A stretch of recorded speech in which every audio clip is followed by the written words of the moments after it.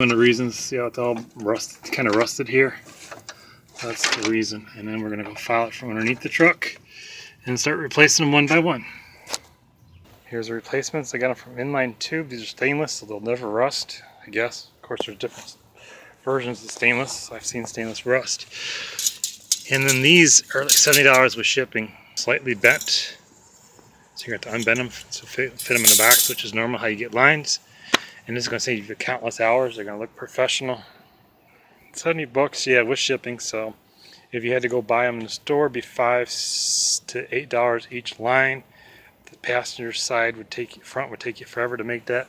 So you easily be that much into there. And then you got professional lines with these on them and all that. So well, we're going to try and get going from there. But this gives you an idea how to do it, how to start, and then just pop them loose and go through it.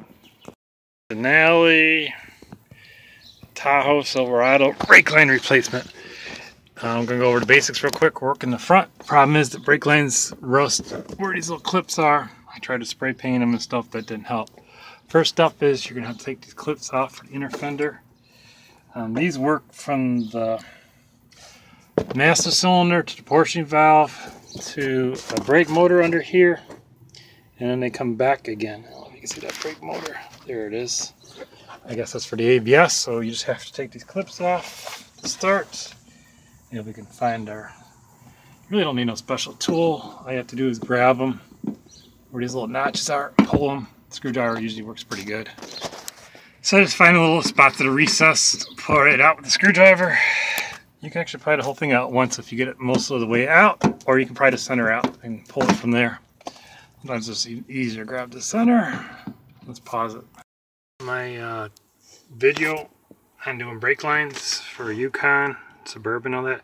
You're going to need to look in your glove box for these RPO codes to know if you got traction control. Another thing is you're going to see a button on there. This also tells you have traction control. So you guys getting? Okay. The instructions wasn't here. There's a picture diagram. These weren't labeled. Quickest way to figure it out. This will save you hours of work. The two ones with the 7/16 fitting on them, those are for the front brake lines. And then just the shortest one will be for here, will be the passenger side. Follow the clips, that way you know which way they go in the clips.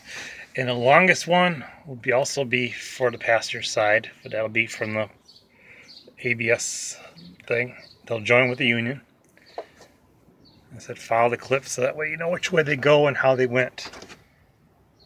And these are also 7/16 on the outside too. Here's the driver's side. This is the easiest one. The clip that goes on top of the shock just pops off. This is, I think, for the air oxygen sensor. I don't know. It doesn't really matter right now what it's for. This also is 7/16. So the shortest one with 7/16, it'll look like it's supposed to be for the driver's passenger side. It'll be on there. The next shortest one with the 7/16 end, with just one 7/16 end, they're all going to have for the threaded nut or 11mm, is going to be for the driver's side. And they're going to go down in there. Take one off at a time. The one with the loops are going to be for the portioning valve up front. And you just play with them to figure which one goes best. You can swap them, but keep the same order on the valve down there. Now if you come back here to the ABS unit, they're pretty easy to figure out. They're usually on the same side.